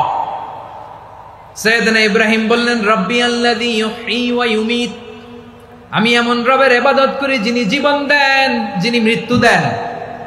নমরুদ বলে, তাই নাকি? তোমার রব জীবন দেয়, মৃত্যু দেয়, আর এটা তো আমি দেই। আমিও তো জীবন দেই, আমিও তো মৃত্যু দেই। সাইয়েদনা ইব্রাহিম বললেন, কেমন করে তুমি জীবন দাও, মৃত্যু দাও, একটু দেখাও তো। নমরুদ জেলখানা থেকে দুজন কয়েদিকে ডেকে আনলো। কয়েদি এনে অর্ডার করলো, একটাকে এখনই শিরোচ্ছেদ, হেড অফ, ডেথ পেনাল্টি, মৃত্যুদণ্ড দেয়া হলো। ফিনকি দিয়ে রক্ত বেরোলো। নমরুদ বলে, দেখো দুজনকে ধরে আনলাম, একজন কয়েদিকে দিলাম ডেথ পেনাল্টি, মৃত্যুদণ্ড, ওরে মৃত্যু দিলাম। আরেকজন যে দাঁড়িয়ে আছে, চাইলে ওরেও আমি মৃত্যুদণ্ড দিতে পারি, কিন্তু না, ওরে আমি দিব না, ওরে আমি বাঁচাইয়া দিলাম, ছেড়ে দিলাম, মানে জীবন দিলাম। দেখো ইব্রাহিম, তোমার চোখের সামনে একজনরে মৃত্যু দিলাম, আর একজনরে জীবন দিলাম। আপাত দৃষ্টিতে তাই তো, একজন রে তো জীবন দিল, আরেকজন রে মৃত্যু দিল। সাইয়েদনা ইব্রাহিম এবার বিপাকে পড়ে গেলেন। কিন্তু এক একজন নবীকে আল্লাহ এমন উইজডম বিচক্ষণতা দিয়ে এই জমিনে পাঠিয়েছেন, মুহূর্তের মধ্যে আল্লাহর খলিল ইব্রাহিম বললেন, فإن الله يأتي بالشمس من المشرق فأتي بها من المغرب فبهت الذي كفر। আল্লাহর খলিল ইব্রাহিম বললেন, নমরুদ বুঝলাম তুমি জীবন দাও মৃত্যু দাও দেখলাম, কিন্তু আমার রব আমার আল্লাহ প্রতিদিন সকালবেলা উষা লগ্নে ওই পূর্ব দিগন্ত থেকে সূর্যটাকে উদিত করেন, সাঁঝের বেলা বিকেল বেলা কুথুরি লগ্নে সন্ধ্যা বেলা ওই দ্বিপ্রহরের জলে সূর্যটাকে পশ্চিম দিগন্তে ডুবিয়ে দেন। মানে সকালবেলা পূর্ব দিক থেকে উদিত করা সূর্যটাকে পশ্চিম দিকে বিকেলে তিনি ডুবিয়ে দেন। তুমি যদি পারো ওই সূর্যটাকে পশ্চিম দিক থেকে উদিত করে পূর্ব দিকে ডুবিয়ে দাও। সুবহানাল্লাহ পড়বেন না? দেখেন, ইনস্ট্যান্ট ইন্টেলেক্ট, মুহূর্তে বিচক্ষণতা, উইজডম কাকে বলে? নমরুদ পারবে? নমরুদের বাপ পারবে? ওর দাদা, ওর 14 গোষ্ঠী, গোটা বিশ্বের সব ক্ষমতাধর রাষ্ট্রনায়করা একসাথে হলে পারবে? ফাবুহিতাল্লাযী কাফার পারে নাই, ব্যর্থ হয়েছে। এবার তেলে বেগুনে জ্বলে উঠেছে, রেগে মেগে আগুন বলে ফালকুহু ফিল জাহিম। ওর সাথে তর্ক নাই, না পেরে এবার এটারে আগুনে ফেলা। বিশাল বিশাল গাছ কেটে লাকড়ি এনে আগুনের কুণ্ডলি বানানো হলো, দাও দাও দাও দাও করে আগুন জ্বলে। আল্লাহর খলিল ইব্রাহিমকে আগুনে নিক্ষেপ করা হবে। আল্লাহর খলিল সাইয়েদনা ইব্রাহিমের হাতের মধ্যে রশি দিয়ে টাইট করে বাঁধা হলো, পায়ের মধ্যেও টাইট করে রশি দিয়ে বাঁধা হলো। আল্লাহর খলিল ইব্রাহিমকে আগুনের কুণ্ডলির মধ্যে ফেলা হবে। ওমিয়া, আপনি যে বিপদের কারণে ভয় পান, হতাশ হন, এটা কোনো বিপদ ওনার বিপদের সামনে? পটুয়াখালী আওয়াজ করে বলুন, সাইয়েদনা খলিল ইব্রাহিমের বিপদের সামনে আমাদের বিপদগুলো কোনো বিপদ? এটা কোনো বিপদই না, এটা কোনো বিপদই না। হাত পা বেঁধে টাইট করে নিক্ষেপ করা হবে, সিম্পলি ফেলা যাবে না, কারণ দাও দাও করে দ্য ব্লেজিং ফায়ার, এমন আগুনের কুণ্ডলি কাছে যাওয়া যায় না, আগুনের উত্তাপে নিক্ষেপ করা হবে। হাতে রশি বেঁধে পায়ে রশি বেঁধে আল্লাহর খলিল ইব্রাহিম আলাইহিস সালামকে আগুনের মধ্যে নিক্ষেপ করা হবে। আহা, এটার বলে অগ্নি পরীক্ষা। উনি অগ্নি পরীক্ষার সম্মুখীন হয়েছিলেন, এজন্য কঠিন পরীক্ষাকে আমরা অগ্নি পরীক্ষার সাথে তুলনা করি, ঠিক কিনা? সাইয়েদনা জিবরাইল এসে বললেন, ও আল্লাহর খলিল, ওরা তো আপনার হাতও বেঁধে ফেললো, পাও বেঁধে ফেললো, নড়াচড়ার সুযোগ নাই, বলেন আমি জিবরিল ফেরেশতা আপনার জন্য কি করতে পারি? আল্লাহর খলিল ইব্রাহিম বলেন, ও জিবরাইল, তোমার কাছে আমার কোনো চাওয়া পাওয়া নাই। সুবহানাল্লাহ বলেন। তোমার কাছে বলার কিছু নাই, তোমার সাহায্যের আমার দরকার নাই। সাইয়েদনা ইব্রাহিম আলাইহিস সালামকে হাতে পায়ে রশি বেঁধে হাত পা বাঁধা অবস্থায় জ্বলন্ত অগ্নিকুণ্ডে যখন নমরুদের দলবল নিক্ষেপ করবে, আল্লাহর খলিল কিভাবে নিজেকে আল্লাহর কাছে সঁপে দিয়েছেন, পটুয়াখালীর ভাইরা খেয়াল করে শুনুন। হাত পা বেঁধে আল্লাহর খলিলকে যখন নিক্ষেপ করা হবে, তিনি মুখ ফুটে বলে ফেললেন, হাসবুনাল্লাহু ওয়া নি'মাল ওয়াকিল। হাসবুনাল্লাহু ওয়া নি'মাল ওয়াকিল, আমার জন্য আল্লাহই যথেষ্ট, আমার জন্য আল্লাহই যথেষ্ট। তিনি আমার সবচেয়ে বড় গার্ডিয়ান, তিনি আমার সবচেয়ে বড় অভিভাবক। জিব্রাইলের সাহায্যে অফারকে ফিরিয়ে দিলেন, দুনিয়ার বুকে কারো কাছে কিছু বলেন নাই, মুখ ফুটে বলেছেন হাসবুনাল্লাহ। ও আমার পটুয়াখালীর প্রাণের ভাইয়েরা, খেয়াল রাখবেন, কোন বান্দা তার হাতে থাকা সব চেষ্টাটুকুন করার পরে মুখ ফসকে মুখ দিয়ে যখন বলে ফেলে হাসবুনাল্লাহ, বান্দা যখন হাসবুনাল্লাহ বলে ফেলে, ওই ব্যাপারটা ডিল করার দায়িত্ব স্বয়ং আল্লাহ আরশের উপর থেকে নিয়ে নেয়। আপনি যখন বলে ফেলবেন হাসবুনাল্লাহ, এটা ডিলিং করবে কে তখন? চিল্লায় বলেন না, তিনি কে? বান্দা তার সাধ্যের সবটুকু চেষ্টার পরে নতজানু হয়ে যখন বলবে হাসবুনাল্লাহ, আল্লাহ তুমি আমার জন্য যথেষ্ট, নি'মাল ওয়াকিল, তুমি আমার শ্রেষ্ঠ অভিভাবক, তখন তার কি দরকার না দরকার এটা ডিল করে স্বয়ং আল্লাহ। নিক্ষেপ করা হলো সাইয়েদনা ইব্রাহিমকে অগ্নিকুণ্ডলিতে। হাজার হাজার মানুষের দৃশ্য দেখার জন্য জড়ো হয়েছে এরকম বিশাল ময়দানে। কিন্তু কি অবাক করা ঘটনা, সবাই ভয় পাচ্ছিল না জানে কি হয়ে যায়। আল্লাহর খলিলকে যখন আগুনের কুণ্ডলিতে নিক্ষেপ করা হয়, আল্লাহর খলিল ইব্রাহিম আগুনের কুণ্ডলীর মধ্যে বসে বসে মানুষগুলোর দিকে তাকিয়ে হাসতে শুরু করে দেয়। কারণ আকাশ থেকে রব্বুল আলামিন স্পেশাল ভার্ডিক্ট নাজিল করেছেন, স্পেশাল হুকুম জারি করেছেন, কুলনা ইয়া নারু কুনি বারদান ওয়া সালামান আলা ইব্রাহিম। ও আগুন খবরদার, সৃষ্টির শুরু থেকে তোকে একটা ধর্ম আমি বাতলে দিয়েছিলাম। তোর ধর্ম, আগুনের ধর্ম হলো যা পাবে জ্বালিয়ে সারখার করবে। আল্লাহ বলল, ও আগুন, তোর ধর্ম দিয়েছিলাম, তুই সব জ্বালিয়ে পুড়িয়ে সারখার করে দিবি, কিন্তু ক্ষণিকের জন্য আমি তোর জ্বালিয়ে দেওয়ার ক্ষমতাটাকে কেড়ে নিলাম। জ্বালিয়ে ভস্ম করে দেওয়ার ক্ষমতা আমি কেড়ে নিলাম। কুনি বারদান, ঠান্ডা হয়ে যা, কিন্তু এত বেশি ঠান্ডা হবি না আবার আমার ইব্রাহিমের জন্য সর্দি লেগে না যায়। সুবহানাল্লাহ, এত আস্তে বললে হবে? কুনি বারদান, বারদ মানে বরফ, ঠান্ডা। ঠান্ডা হ, কিন্তু এত ঠান্ডা হবি না যাতে আমার ইব্রাহিমের কষ্ট হয়। আগুন বলে, আল্লাহ একবার বললাম ঠান্ডা হ, আবার বলো এত ঠান্ডা হবি না যাতে খলিলের সর্দি না লাগে। কেমন ঠান্ডা হব, কেমন এনভায়রনমেন্ট তৈরি করে দেব বলো। আল্লাহ বললেন, সালামান আলা ইব্রাহিম, আমার খলিল, আমার কলিজা, আমার ইব্রাহিমের জন্য তুই জান্নাতের গুল বাগিচা হয়ে যা। ও ভাই, নবী মুসার মতো ঈমান হলে রাস্তা হবে সাগর জলে, নবী ইউসুফের মতো ঈমান হলে একে একে দরজা খোলে, নবী ইব্রাহিমের মতো ঈমান যদি আজও থাকে বিদ্যমান, অগ্নিকুণ্ডে দেখতে পাবে খুবসুরতে ফুল ভাগার। কুলনা ইয়া নারু কুনি বারদান ওয়া সালামান আলা ইব্রাহিম।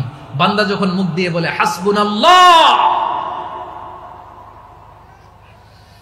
আমার আল্লাহ আমার জন্য যথেষ্ট, এই বলে যখন নিজেকে সঁপে দেয়, তার কি লাগবে ওই দায়িত্ব স্বয়ং নিয়ে নেয় কে? সবাই বলেন, স্বয়ং নিয়ে নেয় কে?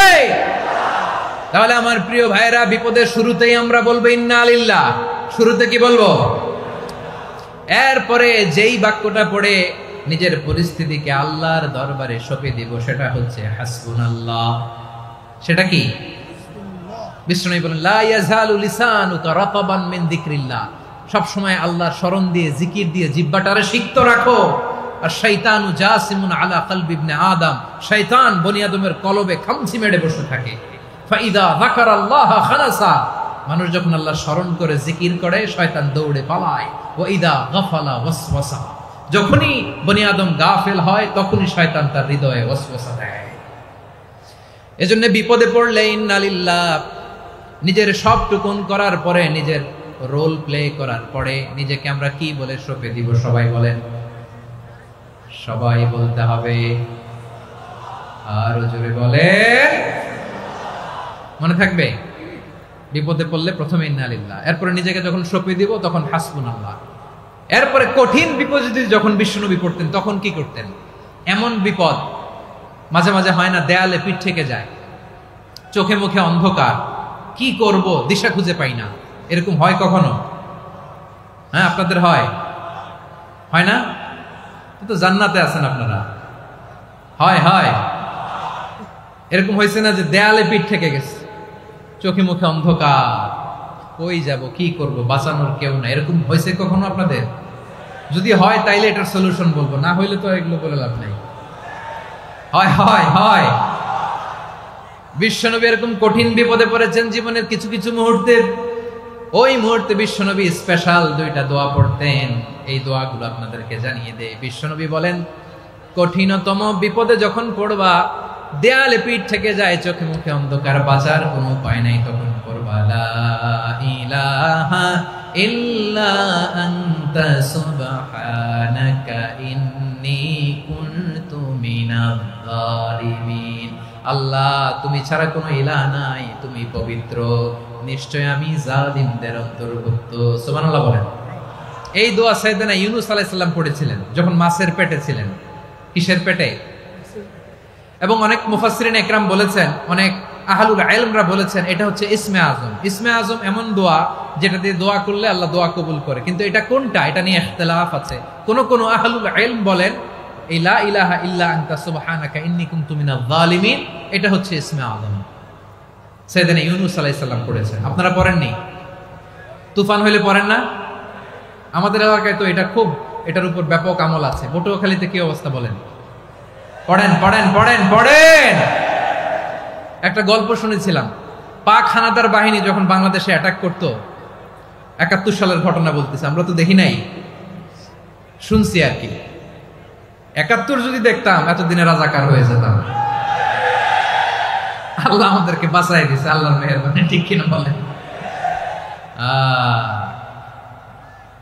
মন মতো হইলে মুক্তিযোদ্ধা, মন মতো না হইলে রাজাকার।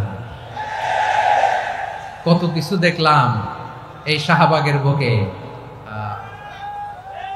আল্লাহ ৭১ সালে দেখি নাই, আমরা শুনেছি পাক হানাদার বাহিনী জিজ্ঞেস করত মুসলিম না অমুসলিম চেক করার জন্য, বলতো কালেমা বল, কালেমা বাতাও। তো যারা কালেমা বলতে পারতো পাকিস্তানি বাহিনী নাকি ওদেরকে ছেড়ে দিত, শুনেছি। তো একজনকে, এক বাঙালিরে পেয়ে তার মাথার মধ্যে বন্দুকর নল ধরে বলতেছে কালেমা বল সালে, কালেমা বাতা, কালেমা বল। তো ভয়ের চোটে এই দোয়া পড়া শুরু করছে। ও পড়তেছে লা ইলাহা ইল্লা আনতা সুবহানাকা ইন্নী কুনতু মিনাজ জালিমিন। পাকিস্তানি বলে সালে ये तो मुसीबत का কালেমা है। বাঙালি কয় হাম তো ভি মুসিবত মে হ্যায়। পাকিস্তানি বলে বেটা কোন দোয়া বললি, এটা তো মুসিবতের কালেমা। কয় আমিও তো মুসিবতে আছি, আমার মাথার মধ্যে বন্দুক ধরে তুমি আমার কালেমা জিজ্ঞেস করো, এখন কোনটা কালিমা আর কোনটা কি দোয়া, আমার হুঁশ আছে নাকি? প্রিয় ভাইরা, আসলে এটা দুআউল মুসিবা, বিপদে পড়লে এ দোয়া পড়তে হয়। লা ইলাহা ইল্লা আনতা সুবহানাকা ইন্নী কুনতু মিনাজ জালিমিন, এটা পড়বেন আপনারা। এই দোয়া পড়ে সাইয়েদনা ইউনূস আলাইহিস সালাম মাছের পেট থেকে রক্ষা পেয়েছিলেন। রক্ষা করেছিল কে? তুমি ইউনূস নবীরে যখন খাইলো মাছেতে গিলিয়া, ফেরেশতা পাঠাইয়া দিলে ইসমে আজম দিয়া। প্রাণে ছিল যাহার ভয় সেথা পাইল আশ্রয়, প্রাণে ছিল যাহার ভয় সেথা পাইল আশ্রয়। মাছের পেট হতে সে যে পেল পরিত্রাণ। আল্লাহু আল্লাহু তুমি জাল্লে জালালুহু, শেষ করা তো যায় না গে তোমার গুণগান। আল্লাহু আল্লাহু সুবহানাল্লাহ পড়ে। লা ইলাহা ইল্লা আনতা সুবহানাকা ইন্নী কুনতু মিনাজ জালিমিন। বিশ্বনবী বললেন দেয়ালে পিঠ থেকে গেলে, চোখে মুখে অন্ধকার, বাঁচার কোনো উপায় নাই, তখন এই দোয়াটা করতে হবে। এই দোয়া পড়ে আল্লাহর কাছে ফরিয়াদ করলে বিপদ মুক্ত করবেন কে? কেন এই দোয়াটা আল্লাহর কাছে বড্ড প্রিয় জানেন আমার ভাইয়েরা? কারণ এই দোয়ার মধ্যে 3টা জিনিস আছে। আমি যেরকম আঙ্গুল উঁচু করেছি এরকম করেন তো। 3টা। কয়টা? 3টা। 1 নম্বরে হচ্ছে তাওহীদ, 2 নম্বরে তাসবিহ, 3 নম্বরে তাকরীর। আই রিপিট, আবারও বলছি, 1 নম্বরে তাওহীদ, 2 নম্বরে তাসবিহ, 3 নম্বরে তাকরীর। এই দোয়াটা আল্লাহর কাছে এত পছন্দনীয় কারণ এই দোয়ার প্রথম অংশে আছে তাওহীদ, আল্লাহর একত্ববাদের ঘোষণা। লা ইলাহা ইল্লা আনতা, ও আল্লাহ আপনি ছাড়া কোনো ইলাহ নাই, উপাস্য নাই। এই কথা বললে আল্লাহ বড় খুশি হয়ে যায়, সুবহানাল্লাহ পড়েন।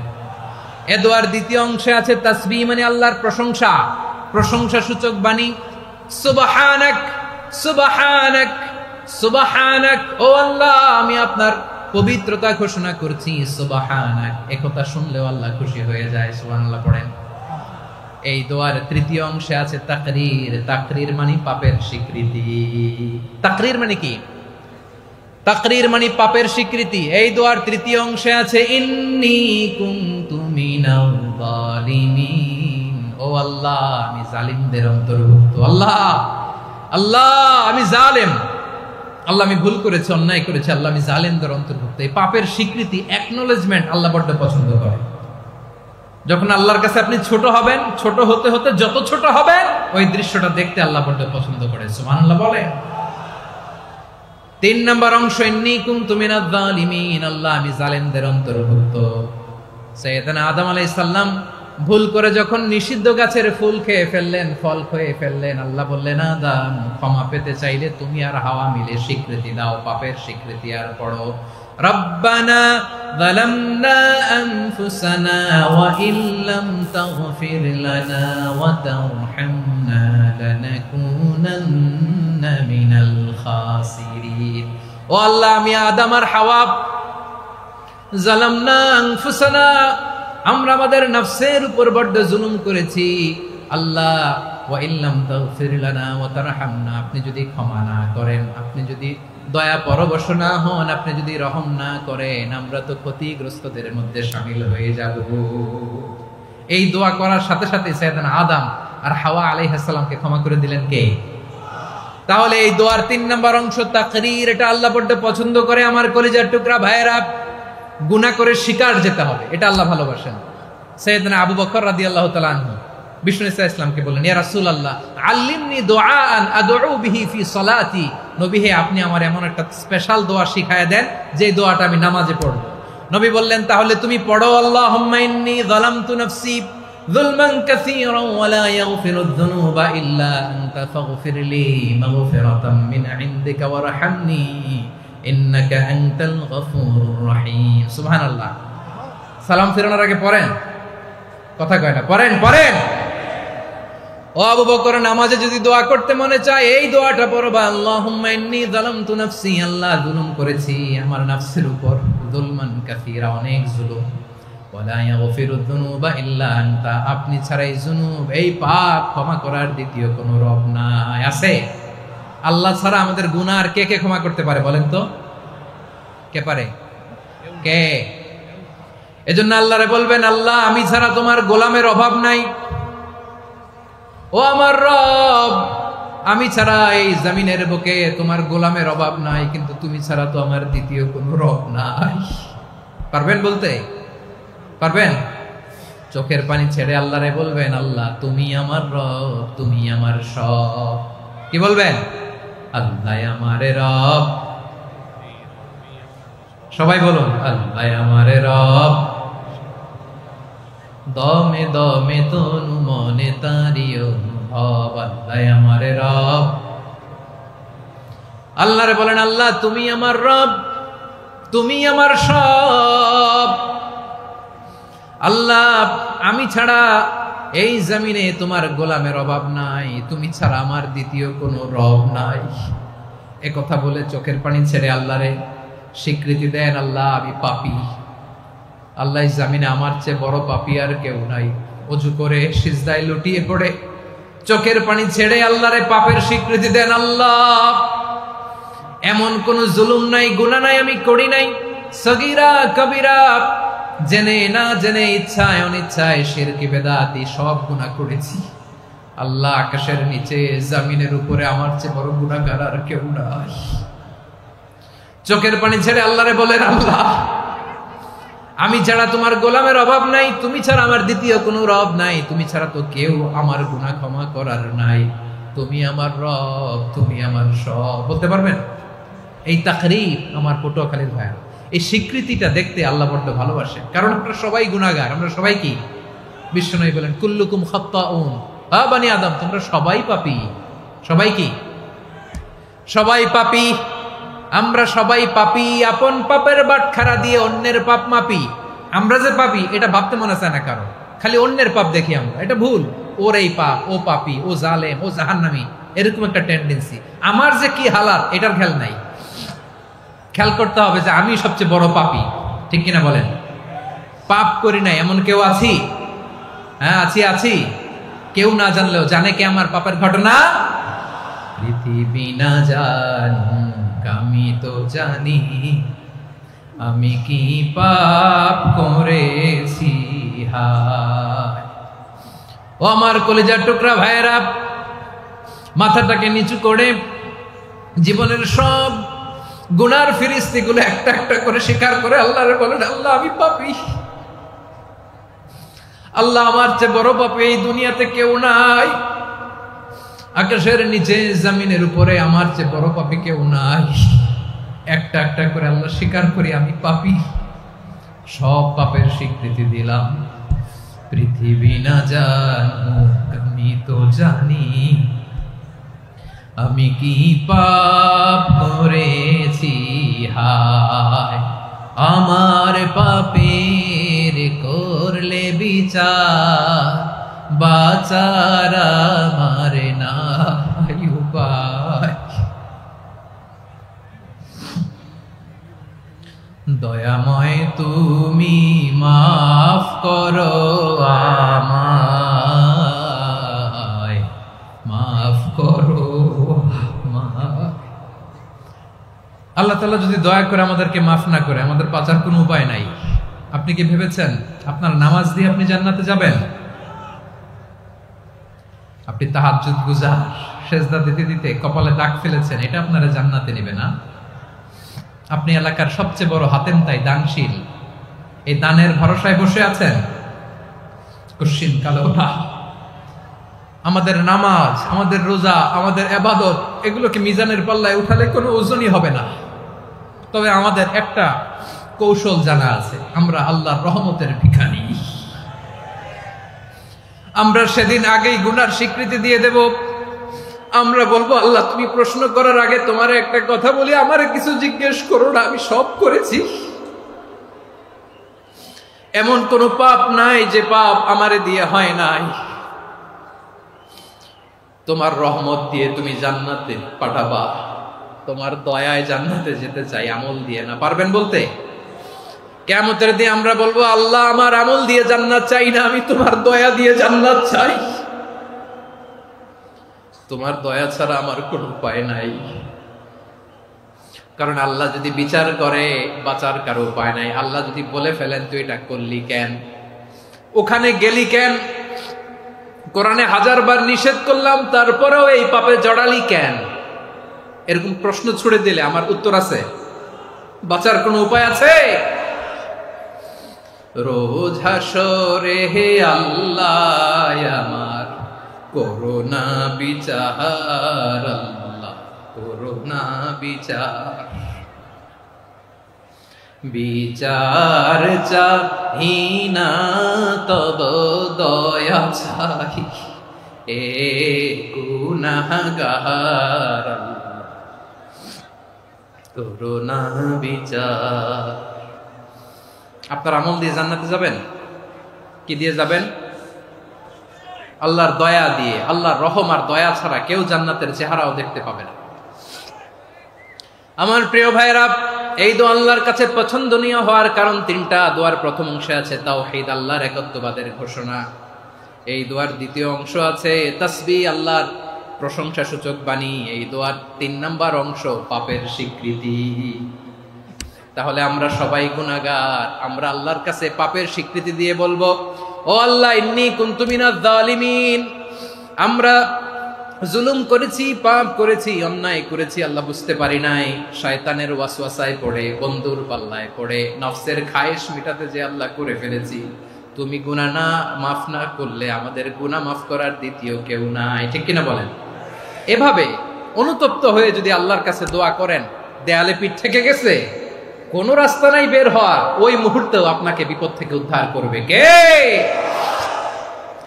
বিশ্বনবী চরম বিপদে পড়লে 2টা দোয়া পড়তেন। প্রথম হলো এটা, লা ইলাহা ইল্লা আনতা সুবহানাকা ইন্নী কুনতু মিনাল জালিমিন। এই দোয়াটা আমরা বেশি বেশি পড়ব প্রিয় ভাইরা। রাজি আছেন?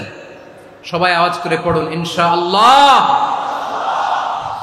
আমার প্রিয় ভাইয়েরা, বিপদে পড়লে বিশ্বনবী আরো একটা দোয়া পড়তেন, লা ইলাহা ইল্লাল্লাহুল আযীমুল হালিম, লা ইলাহা ইল্লাল্লাহু রাব্বুল আরশিল আযীম, লা ইলাহা ইল্লাল্লাহু রাব্বুস সামাওয়াতি ওয়াল আরদি ওয়া রাব্বুল আরশিল কারীম। এই যে বললাম, রেকর্ড হয়ে গেছে। এখন তো আর ইনস্ট্যান্ট মুখস্থ না হলো, পরে মুখস্থ করে নেবেন। আল্লাহ ছাড়া কোনো উপাস্য নাই, তিনি সুমহান, মহাসহিষ্ণু। আল্লাহ ছাড়া কোনো উপাস্য নাই, তিনি সুমহান, আরশের অধিপতি। আল্লাহ ছাড়া কোনো উপাস্য নাই, তিনি আকাশের মালিক, জমিনের মালিক, তিনি সুবিশাল আরশের অধিপতি। সুবহানাল্লাহ পড়েন। এই দোয়াটা কেউ যদি পড়ে যদি এর ওসিলা করে দোয়া করে, তাকে বিপদ থেকে মুক্তি দেয় কে? মনে থাকবে আপনাদের? তাহলে বিপদের প্রথম ধাক্কায় কি যেন পড়তে হয়? ইন্না লিল্লাহ। তারপরে কি বলে আল্লাহর কাছে নিজেকে সঁপে দিতে হয়? দেয়ালে পিঠ থেকে গেলে লা ইলাহা ইল্লা আনতা সুবহানাকা ইন্নী কুনতু মিনাজ জালিমিন। দুই নম্বর হচ্ছে লা ইলাহা ইল্লাল্লাহুল আযীমুল হালিম, লা ইলাহা ইল্লাল্লাহু রাব্বুল আরশিল আযীম, লা ইলাহা ইল্লাল্লাহু রাব্বুস সামাওয়াতি ওয়াল আরদি ওয়া রাব্বুল আরশিল কারীম। মনে থাকবে? ইনশাআল্লাহ বলেন সবাই, আওয়াজ করে সবাই ইনশাআল্লাহ। অনেক সময় এমন হয় হঠাৎ বিপদের সম্মুখীন হই আমরা, রেডি হয়ে বের হইছে অফিসে, হঠাৎ অ্যাক্সিডেন্টে পড়ে যাই, হঠাৎ পেটের ব্যথায় অজ্ঞান, এরকম হয় না? আপনাদের হয় না? বিষ্ণু ইসলাম বলেন আকস্মিক দুর্ঘটনার বিপদ থেকে যদি কেউ বাঁচতে চায় সকাল সন্ধ্যা যেন প্রত্যেকে এই দোয়াটা পড়ে। সকালে যদি 3 বার পড়ে সন্ধ্যা পর্যন্ত হঠাৎ হঠাৎ বিপদ থেকে সে রক্ষা পাবে।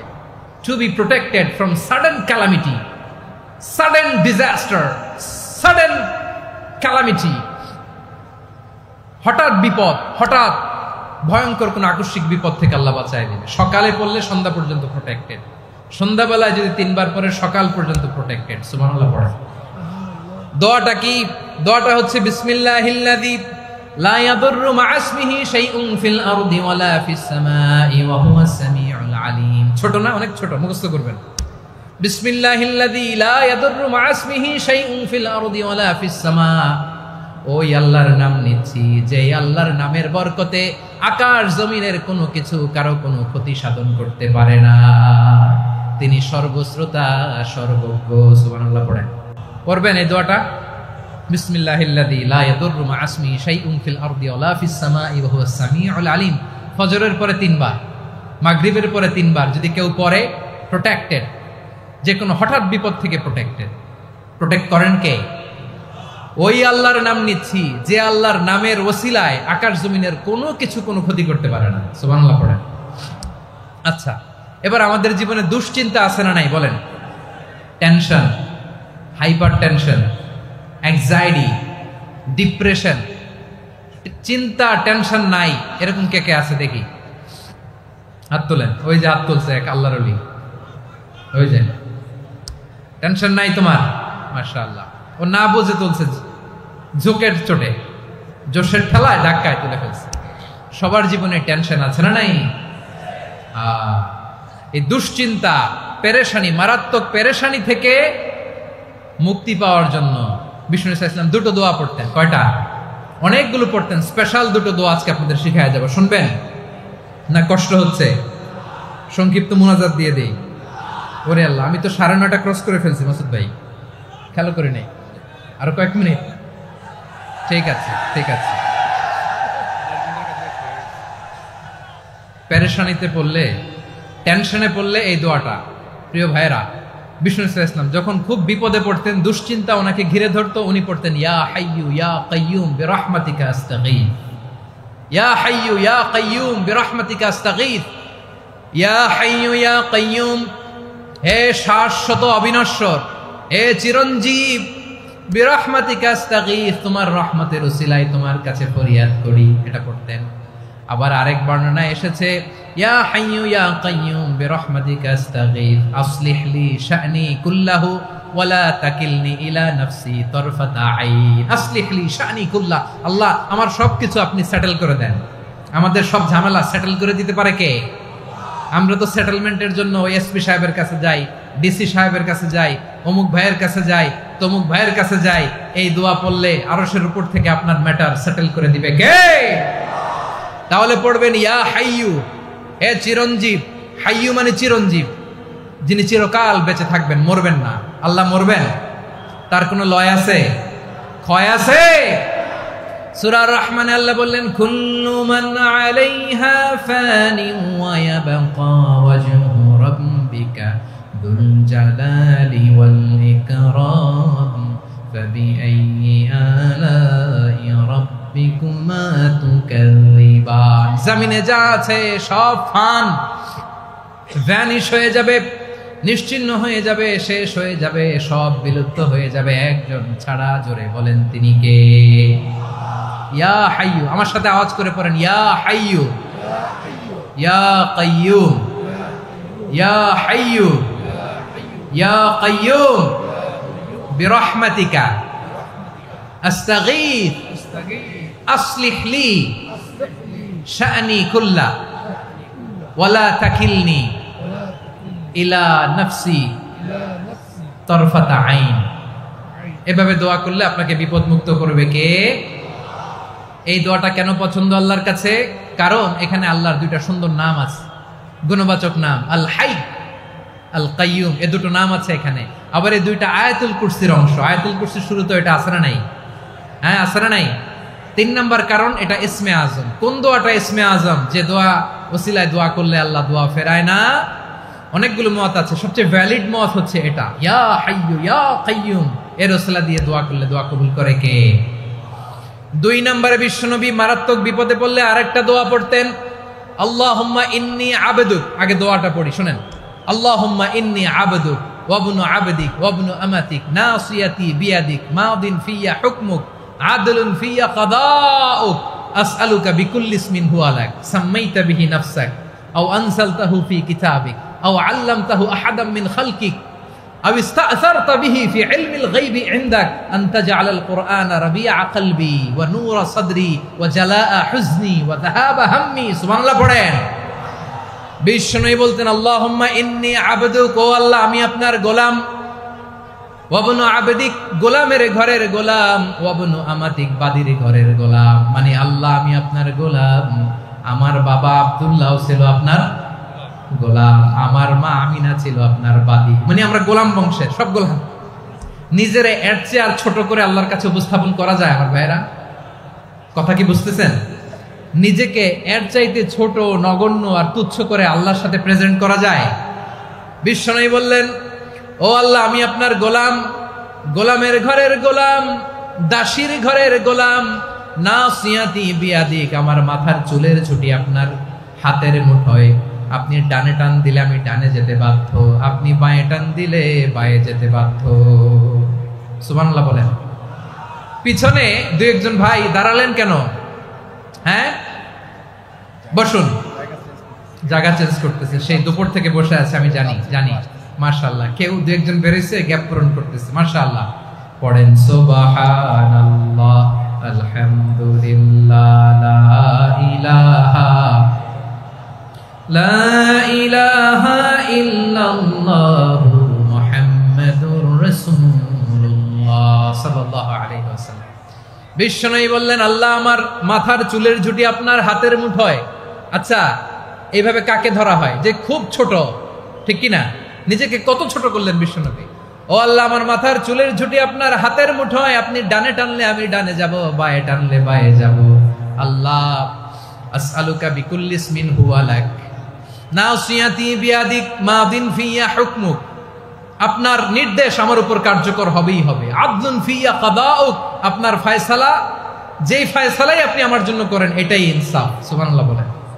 আমরা আল্লাহর ফয়সালায় সন্তুষ্ট হতে চাই না। কত কমপ্লেইন, আল্লাহ তুমি এটা দিলা না, ওইটা পাইলাম না, ওইটা হইল না রে, এরকম অভিযোগ, কমপ্লেইন আমাদের আছে না নাই? আর বিশ্বনবী বলতেন আদলুন ফিয়া কাদাউক, আল্লাহ আমার জন্য তোমার যেটা ফয়সালা এটাই সবচেয়ে শ্রেষ্ঠ ইনসাফ, এর চেয়ে ইনসাফ আর হতে পারে? এভাবে কায়েম মনোবাক্যে আল্লাহর কাছে বিশ্বনবী দোয়া করতেন। এরপরে বিশ্বনবী বললেন, আল্লাহ তোমার যত নাম আছে সব নামের ওসিলায় দোয়া করি, যে নাম তুমি আমাদেরকে জানিয়েছো, যে নাম তুমি আমাদেরকে জানাও নাই, যে নাম তুমি কোরআনে নাজিল করেছো, যে নাম নাজিল করো নাই, যে নাম শুধু নবীদেরকে জানিয়েছো। আর আল্লাহর এমন কিছু চমৎকার চমৎকার সুন্দর সুন্দর নাম আছে, এই নামগুলো রব্বুল আলামিন কাউকে জানাবে না। সুবহানাল্লাহ বলেন। আমরা তো 99 নাম জানি, 100 নাম জানি আল্লাহ, কিন্তু আল্লাহর এমনও কিছু নাম আছে যেগুলো আল্লাহ বিশ্বনবীরও জানায় নেই। এগুলো আল্লাহ ইলমুল গায়বে রেখে দিয়েছেন। দোয়ার সময় বলবেন, আল্লাহ তোমার যেই নামগুলো জানি, যেগুলো জানি না, যেগুলো কোরআনে আছে, যেগুলো নাই, যেগুলো নবীরে খাস ভাবে জানাইছো ওগুলোর উসিলায়, যেগুলো কোনোদিন জানাবাও না, তোমার ওই নামের উসিলাও তোমার কাছে চাই। আল্লাহ কোরআনকে আমার হৃদয়ের বসন্ত বানাও, আমার বক্ষের জ্যোতি বানাও, আমার চিন্তা দুশ্চিন্তা তুমি দূর করে দাও।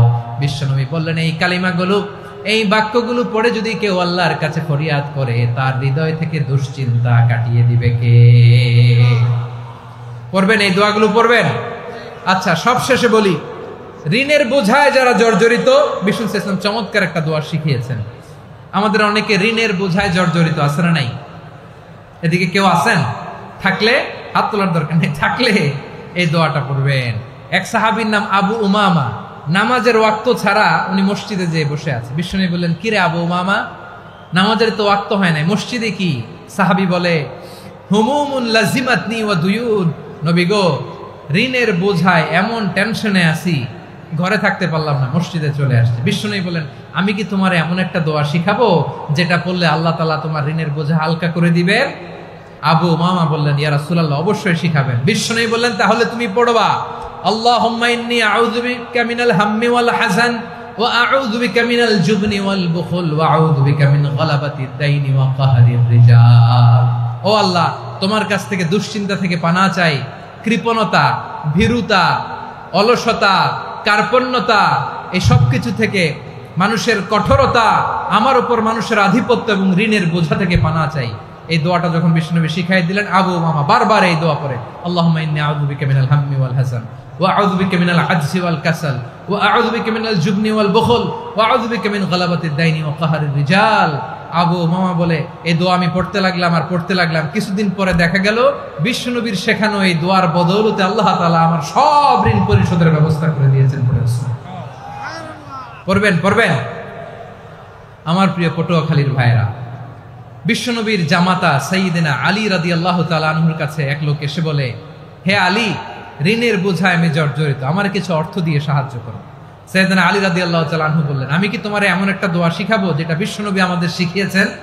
এই দোয়া যদি তুমি পড়ো, লাউ কানা আলাইকা মিসলু জাবালিন কাবীরিন দাইনান আব্দুল্লাহু আনকা, পাহাড় পরিমাণও যদি ঋণের বোঝা হয়, আল্লাহ এটা পরিশোধের ব্যবস্থা করে দিবেন। ছোট্ট একটা দোয়া বিশ্বনবী শিখালেন, বললেন, তুমি পড়বা, আল্লাহুম্মা কফিনি বিহালালিকা আন হারামিকা ওয়া আগনিনি বিফাদলিকা আম্মান সিওয়াক। মুখস্থ আছে? হ্যাঁ, আছে। আল্লাহুম্মা কফিনি বিহালালিকা আন হারামিক, আল্লাহ তোমার হালাল দিয়ে আমাকে পরিতুষ্ট করো, হারাম থেকে বাঁচিয়ে রাখো, আর তোমার অনুগ্রহে মানুষের মুখাপেক্ষী যেন আমি না হই, আমি যেন সবসময় তোমার মুখাপেক্ষী হয়, ওই তৌফিক দিও। সুবহানাল্লাহ পড়েন। এই দোয়া বেশি বেশি পড়লে ঋণের বোঝা হালকা করে দিবে কে? তাহলে প্রিয় ভাইয়েরা, বিপদে পড়লেই প্রথমে কি পড়বেন? পটুয়াখালী ভুইলা গেছে, বিপদে পড়লেই প্রথমে ইন্না লিল্লাহ কি বলে নিজেকে আল্লাহর কাছে সঁপে দিতে হয়? হাসবুনাল্লাহ। চরম বিপদে দেয়ালে পিঠ থেকে গেছে, তখন লা ইলাহা ইল্লা আনতা সুবহানাকা ইন্নী কুনতু মিনাজ জালিমিন। এরপরে লা ইলাহা ইল্লাল্লাহুল আযীমুল হালিম, এই দোয়া। আকস্মিক বিপদ, হঠাৎ যেন কোনো বিপদ আমাকে পেয়ে না বসে, এটার জন্য বিসমিল্লাহিল্লাযী লা ইয়াদুররু মা ইসমিহি শাইউন ফিল আরদি ওয়ালা ফিস সামাই ওয়া হুয়াস সামিউল আলিম। সকালে 3 বার, রাতে 3 বার। আর মারাত্মক tension, hyper tension, anxiety, depression থেকে বাঁচার জন্য 2 দোয়া, ইয়া হাইয়্যু ইয়া কাইয়্যুম, ইয়া হাইয়্যু ইয়া কাইয়্যুম, মনে থাকবে? আর আল্লাহুম্মা ইন্নী আবদুক, এই দোয়া। ঋণ থেকে বাঁচার জন্য 2 দোয়া, আল্লাহুম্মা ইন্নী আউযু বিকা মিনাল হাম্মি ওয়াল হাযান, এটা। আর আল্লাহুম্মা কফিনি বিহালালিকা আন হারামিকা ওয়া আগনিনি বিফাদলিকা আম্মান সিওয়াক। আর সব সময় পড়ার জন্য একটা আমল দিয়ে যাই, উঠতে বসতে, অফিসে যাচ্ছেন, অফিস থেকে ফিরতেছেন, বসে আছেন, শুয়ে আছেন, ছোট্ট এক শব্দে আমরা যেন বেশি বেশি পড়ি, আস্তাগফিরুল্লাহ। আওয়াজ করে আমার সাথে পড়ুন, আস্তাগফিরুল্লাহ। আবার পড়ুন, আস্তাগফিরুল্লাহ। আল্লাহ রাসূল সাল্লাল্লাহু আলাইহি ওয়াসাল্লাম বলেন, মান লাজিমাল ইস্তিগফার, যে সব সময় এরকম ইস্তিগফারের সাথে লেগে থাকে, জাআলাল্লাহু লাহু মিন কুল্লি যিকিন মাখরাজা, আল্লাহ তাআলা তাকে কোনো বিপদে আটকান না, সে জীবনে আটকাবে না, যে কোনো বিপদে আল্লাহ তার রাস্তা বের করে দিবেন।